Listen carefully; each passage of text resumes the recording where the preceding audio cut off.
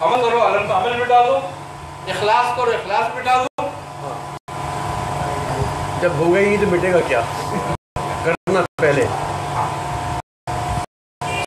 سب کے میں ہے، یعنی کہ ترک میں ہے.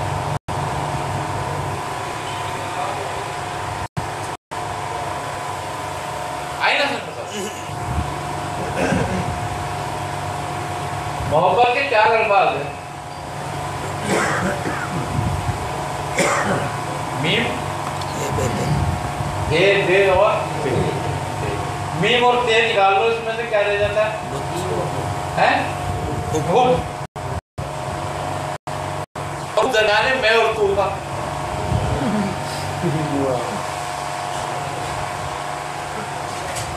جب تک میں اور تو رہے گا تو حب رہے گی، اور جب ایک مٹ جائے گا تو عشق ہو جائے گا، عین ہو جائے گا. عین بمانی ذات، پھر ایک رہ جاتا ہے. ذات وہ نہیں ہے،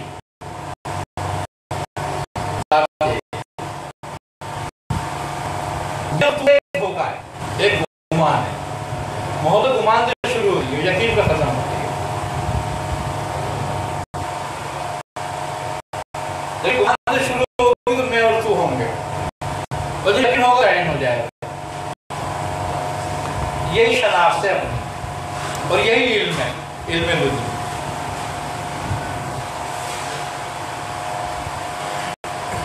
کہ جس نے حقیقت کو پا لیا، تمہارا سارا علم حقیقت کو نہیں پاتا. مزے کی بات یہ ہے. کیوں؟ جس علم پر تم اور ہم ہیں وہ علم دور پر ہے.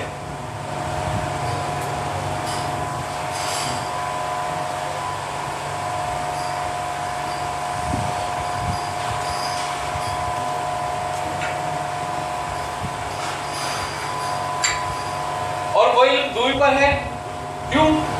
کہ وہ علم عقل سے ہے.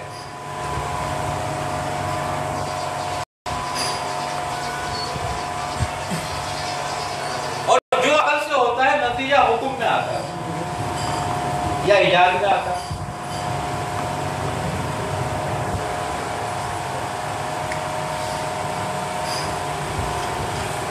ہمیشہ دو ہی رہے گی، پھر ہمیشہ دو ہی رہے گی.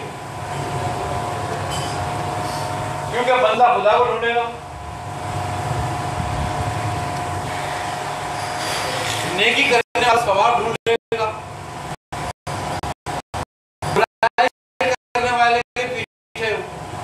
عذاب پڑا رہا، دنیا میں رہنے والا جنت خواب میں ہوگا.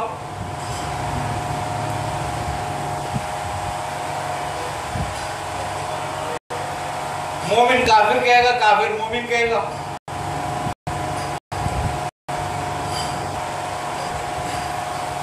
تو دوئی میں ہی ہمیشہ پھنسا ہے. غیر کے ہی پیچھے لگا رہے گا اور غیر ہی رہے گا. اسی لیے العلم حجاب الاکبر، کہ تیرا علم تیرے لیے حجاب اکبر ہے. کیوں؟ کہ تو اس سے 2 کو تلاش کرے گا ہمیشہ. کیوں؟ کہ بندگی کے لیے تو ایک بندہ اور خدا چاہیے،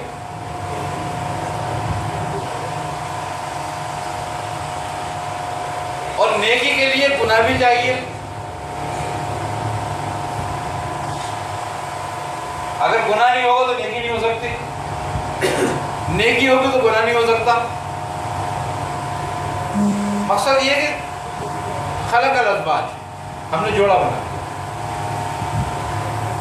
ہر رات کے لیے دن چاہیے، ہر دن کے لیے رات چاہیے. تو اس کی تدبیر میں پھنس گئے ہو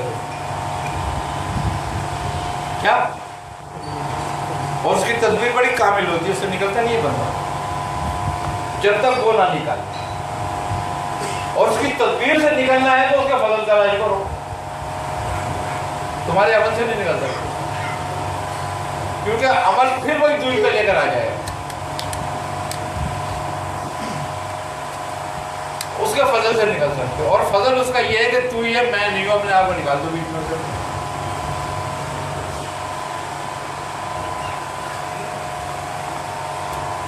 اس چکر بھی اسے نکل جاؤ.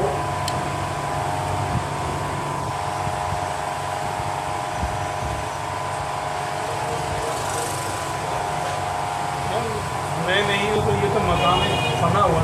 ہاں یہ عوام کے لیے تو یہ کہاں سے حاصل ہوگا؟ تو میں نے عوام کے لیے کہا بھی نہیں ہے، سالکین کے لیے. ہاں عوام کے لیے تو یہی بہترین چیز ہے کہ تم یہ گناہ اور ثواب میں پھنسے رہے، یہ جزا و سزا میں رہیں، یہ نیکی اور بدی میں رہیں. کیوں؟ ان کو اس میں نہیں رکھنے والا، اس نے رکھ دیا ان کو اس میں.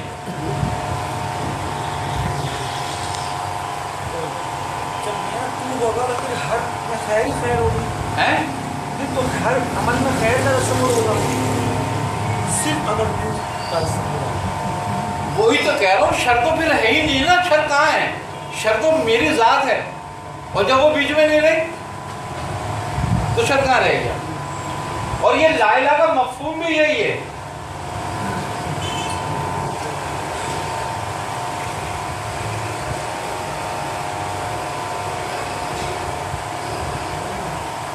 ایک 1,24,000 انبیاء علیہ السلام کم و بیش آئے، لیکن ہر نبی کیا لایا؟ لا الہ الا اللہ. ہر آنے والے نبی نے یہی پیغام دیا، لا الہ الا اللہ، لا الہ الا اللہ. مقصد یہ کہ آخر اس کلمات میں ایسی کیا بات ہے کہ 1,24,000 نے اپنے نبی بھیجے اور سب کو ایک ہی کلمہ دے کے بھیجا کہ یہی سبق پڑھاؤ سب کو جا کر. اس سبق میں کیا بات تھی کہ ایک ہی سبق پڑھوایا، دوسری بات ہی نہیں کری.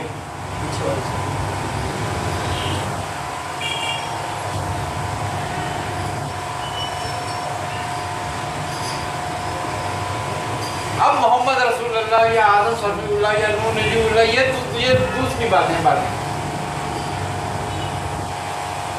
وہ پیغام تو لا الہ الا اللہ کا لائے، لیکن پیغام لا الہ الا اللہ کی، چاہے نوح لائے، چاہے ابراہیم لائے، چاہے اسماعیل لائے، چاہے عیسیٰ لائے، چاہے موسیٰ لائے، لیکن پیغام وہی لائیں گے، لا الہ الا اللہ.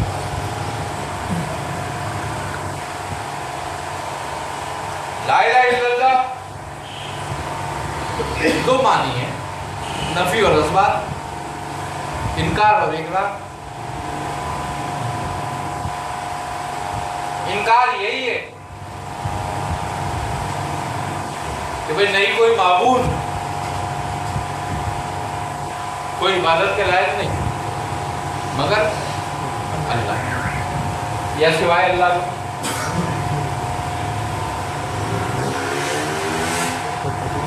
اب عبادت دو طرح پر ہے،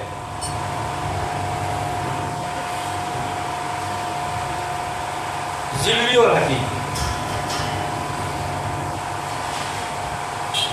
ہم ذلی پر کیوں کہ ہم پوج رہے ہیں، ہم پوجا پاٹ میں لگے. مریم جیسا حال ہے، بس فرق اتنا ہے کہ اس کے ہاتھ آ گیا، ہمارے ہاتھ نہیں آیا.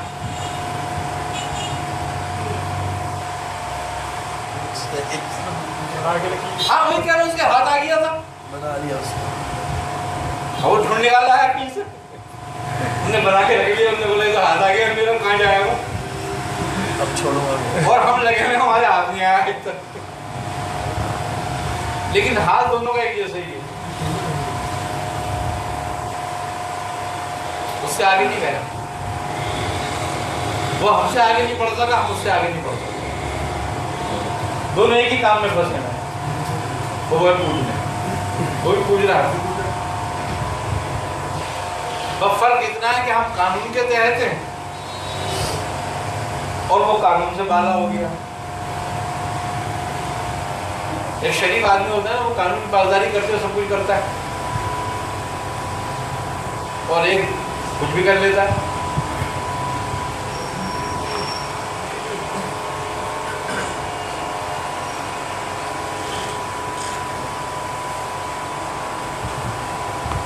تو ہم پوجنے میں لگ گئے، جبکہ وہ پوجنے والی بات نہیں ہے. سبحانہ تعالی ما تصف پاک ہے وہ ذات ان توصیفوں سے جو تم اس کی بیان کرتے ہو. تو اس کا مطلب ہے تمہاری پوجا پاٹ سے آگے ہے وہ.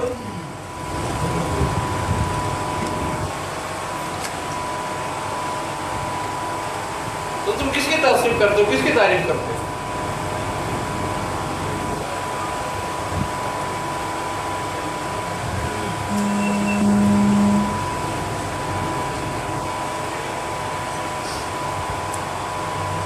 یہ ذلی بات ہے.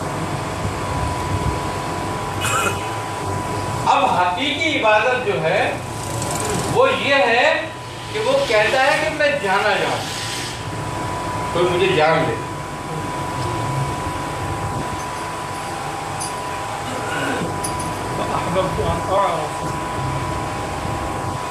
کہ میں جانا چاہتا ہوں, کوئی مجھے جان لے.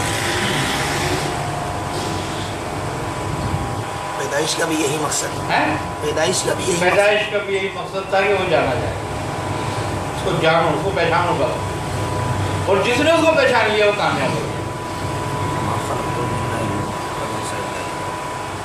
اس نے اپنا مقصد پورا کر دیا, اپنا کام پورا کر دیا, وہ اس کو دوستوں میں ہو گیا, یہ دوستوں میں شامل, اس کو کرتا ہوں. لا خوف علیہم ولا هم یحزنون.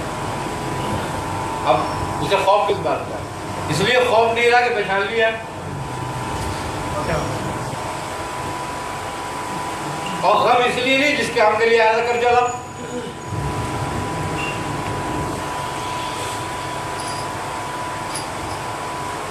مجازی ہے تو مجازی کی صورت ہوتی ہے والی. مجازی تو بیچارے ایک سیمپل ہیں.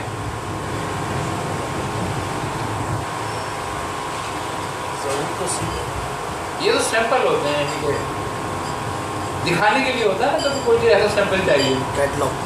ہاں وہ سیمپل ہے کہ ایسا ہو جا اپنے آپ سے.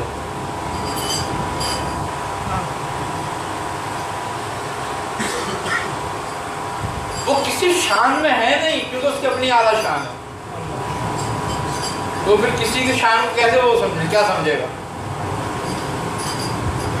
تو جو شان والا ہے اس کا مطلب اس کے مقابل کھڑا ہونا چاہتا ہے.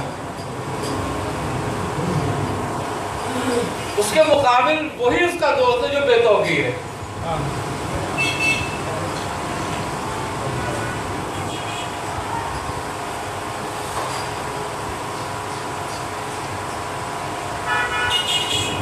شان والے اس کے قریب نہیں, اس کے دوست نہیں ہیں. وہ کہتا ہے تم سے پہلے بھی ایک شان والا تھا, دیکھا ہم نے اس کا کیا کرا. اس کو بھی یہی گمان تھا کہ میں افضل ہوں. وہ بھی اپنے اعمال کا بڑا تیار تھا کہ کبھی ولی کہلاتا تھا اپنے آپ کو, کبھی عارف کہلاتا تھا اپنے آپ کو, کبھی خزانچی کہلاتا تھا, کبھی مولوی کہلاتا تھا. کتنے ناموں سے پکارا جاتا تھا.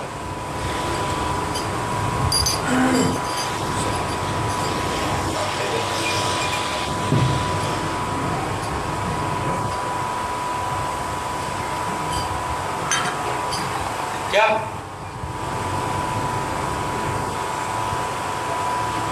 لیکن کیا کرا اس نے؟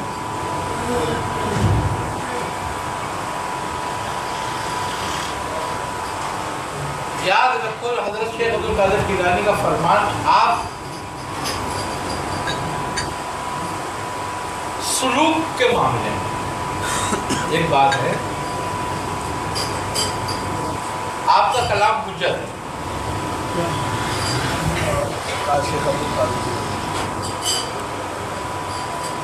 اور کسی بزرگ کا کسی ولی کلام حجت نہیں ہے. یعنی یہاں پہ آگے خاموشی جو آپ نے پڑھی, آپ کے کلام پر حجت ہے. آپ فرماتے ہیں کسی نے کہا کہ حضور خدا سے نزدیک ہونے کا آسان طریقہ بتا دیں.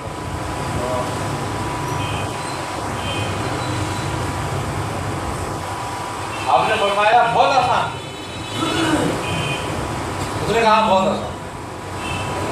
آپ نے کہا اپنی اوقات کتے سے بدتر کر لیں.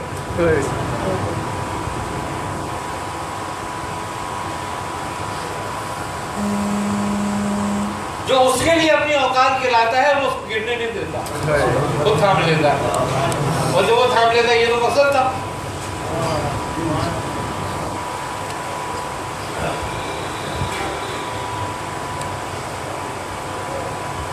تو بات یہ کہ جس نے اس کے راستے میں اپنے آپ کو بے توقیر کیا، پھر وہ اس کی توقیر کا ذمہ دار ہو جائے۔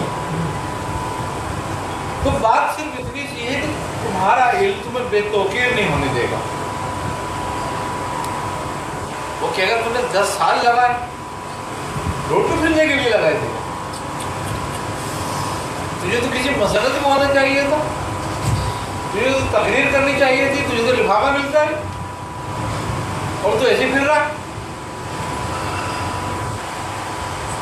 سوچتا ہے بندہ کہ ہاں یہ بات تو ہے کہ 10-12 سال میں نے لگایا تھا، خامخواہ مدرسوں میں دھکے کھاتا رہا، تو اس لیے لگائے تھے کیا؟ میں نے عربی سے اچھی پڑھ لی، اس لیے پڑھ لی تھی کیا؟ اب وہ نہیں جانے دے رہا، کیونکہ اس سے کے ساتھ ایک مولوی ہے، اس کو پٹی پڑھا رہا ہے، اور آخرکار یہی ہوتا ہے کہ سحر عظیم ہیں، کہیں نہ کہیں دھوکہ ہو جاتا ہے، اور جہاں ہاتھ ہو جاتا ہے بس وہیں معاملہ ہو جاتا ہے۔ اچھا یہ منظور ہوتے نا، یہ ہاتھ نہیں ہونے دیتے کہیں بھی، یہ کہتے ہیں کہ آپ تو پہلے مجھ جیسا ہو، پھر ہم تیرے جیسے ہو جائیں گے۔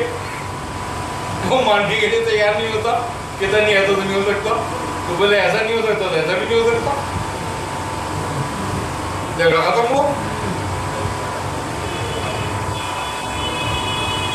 عقل آدمی سوچتا ہے نا کہ مجھے کیا کرنا ہے، وہ تھوڑی سوچے گا، وہ تو کہہ رہا ہے جو میں کر رہا ہوں بس وہی کرنا ہے مجھے، کچھ بھی ہو جائے۔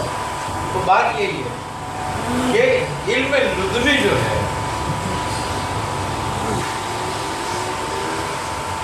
وہ حقیقت بشری،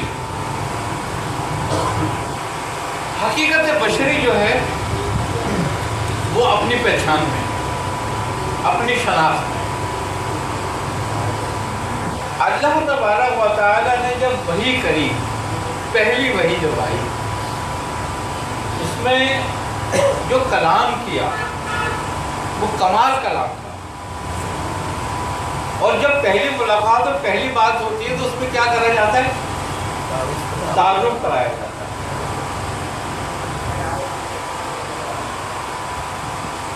تو زبردست تعارف ہوا۔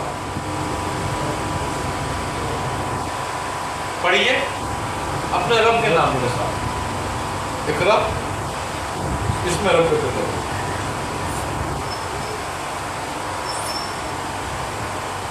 یہاں پر یہ بات آتی ہے کہ اقرا بمعنی پڑھنے کی نہیں ہے، خالی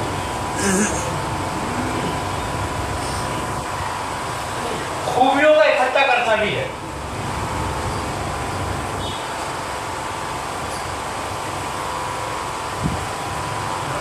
اور وہ خوبیاں جو فطرت کے مطابق اور اپنی اعلیٰ شان رکھتی ہے، کہ ہم نے سمو دی، آپ میں تمام خوبیاں داخل ہوئی آپ کے رب کے نام کے ساتھ۔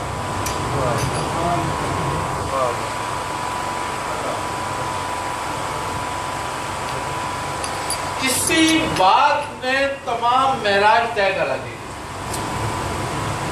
تمام مدارج سے ہو گئے تھے صرف اسی الفاظ میں کہ سمیٹ دی آپ نے تمام کو۔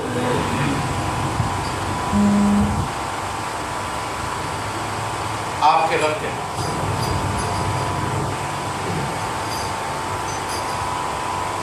یہ منصب تھا۔ اب یہاں پہ یہ بات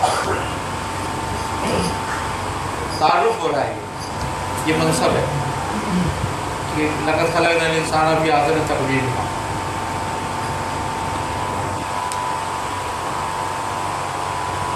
خلق الانسان من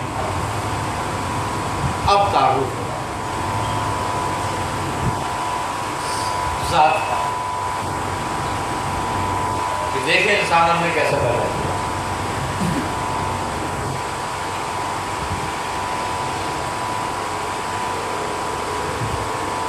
اب کمال خلق ہے یہ کہ ہم نے کیسے پیدا کیا اور کیسے خوبیاں سمیٹ دی. اللہ اکبر.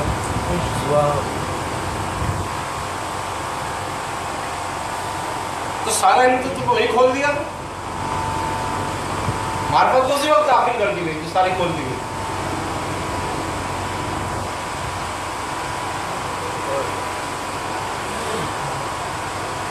یہ بھی حقیقت بشری ہے.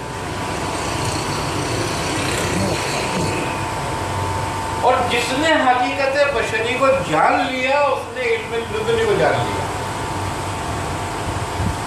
کیونکہ حقیقت بشری کے بعد ہی حقیقت الاشیاء کھلتی ہے. اور جب حقیقت الاشیاء کھلتی ہے تو پھر حقیقت محمدی کا نظارہ ہوتا ہے. سبحان اللہ. شریعت دو حالتوں پر ہے, نبوت بھی دو حالتوں پر ہے.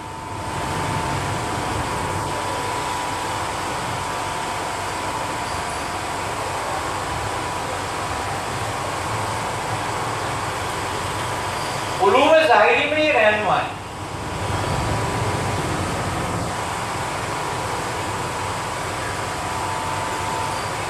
اور علوم باطنی میں یہ پشت پناہ ہے.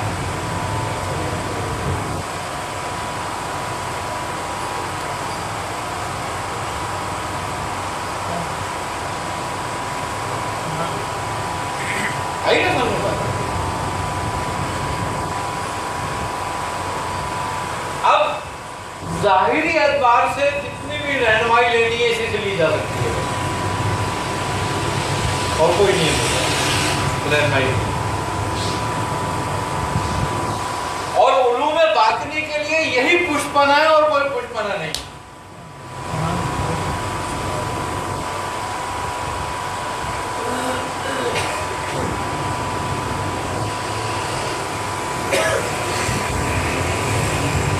اسی لیے یہ خلق کی ظاہر میں رہنما ہے اور خواص کی باطن میں پشت پناہ ہے.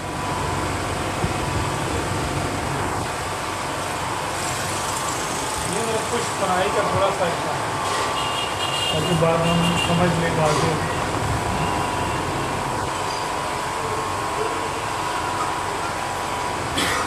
پشت پناہی کا یہ معاملہ ہے کہ انسان کی جو حقیقت ہے یہ تعین ثانی کا نتیجہ ہے.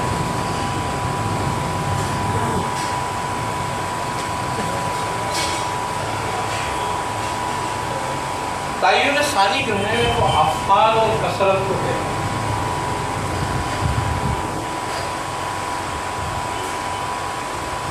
اور تعین اول جو ہے وہ صفات کو ہے.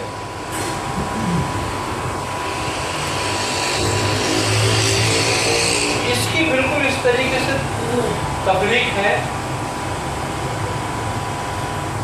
کہ جب ذات نے چاہا کہ میں جانا جاؤں اور ارادہ کیا تو ذات نے احادیت پہ تجلی فرمائی, جس سے وحدت ظہور کر دی. جب وحدت کا ظہور ہوا تو اس نے احادیت کی گواہی دی, اور یہ گواہی دے کر اپنے مقام میں قائم ہوئی, اور اس کی گواہی تھی هو اللہ احد.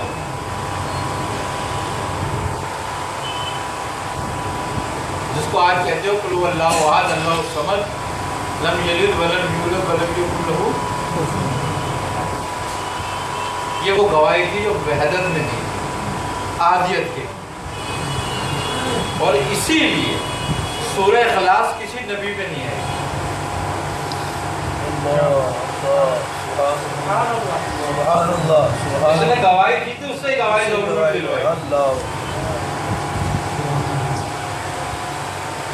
اور یہ وہ کلام ہے کہ جس کے بارے میں حضرت مولا کائنات علی کلام اللہ وجہ فرماتے ہیں کہ اللہ تبارک و تعالی مسلمانوں کو عذاب دینا نہیں چاہتا. تو لوگوں نے پوچھا حضرت وہ کیسے؟ آپ نے فرمایا کہ اگر مسلمانوں کو عذاب دینا چاہتا تو ان کو دو چیزیں نہ دیتا. کیا؟ ایک رمضان کا مہینہ اور ایک سورہ اخلاص.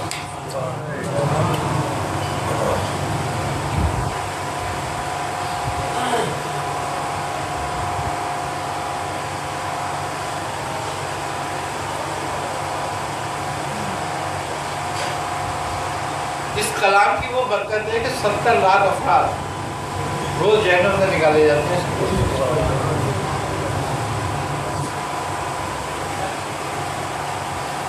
جس نے اپنی زندگی میں ایک بار بھی کہا ہوگا نا نکالا جاتا ہے. جو سورہ اخلاص پڑھتا ہے اللہ حیا کرتا ہے اس کو عذاب دینے سے. کیونکہ یہ وہ کلام ہے کہ جو گواہی کا تھا. مسجد کا پہلا کلام وحدت کا کلام تھا. اس کلام کے بعد وحدت کو کثرت ادا کرتی ہے جو افعال کہلاتی ہے, جس سے تعین ثانی کہلاتا ہے, جو آدم اور لوح قلم سب عرش پر سارے اسی سے بنے.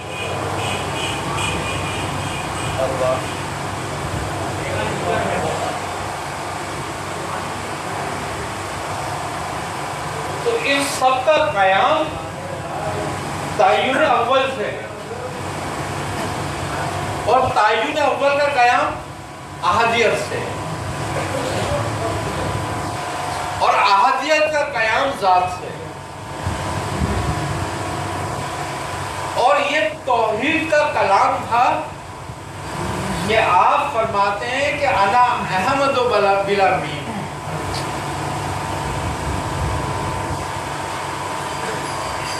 کہ میں احمد ہوں بلا میم کے.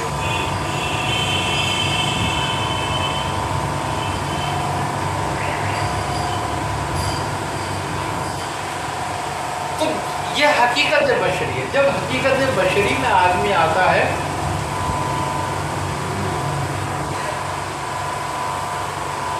تو نبوت اس کی پشت پناہ ہو جاتی ہے. اب یہ جو میں الفاظ کہنے جا رہا ہوں یہ میرے کہنے کے نہیں ہیں, کیونکہ لوگوں کے لیے ہے نہیں, لیکن کوئی اس کو دین کا حصہ نہ سمجھے یا عقیدے کا حصہ نہ سمجھے.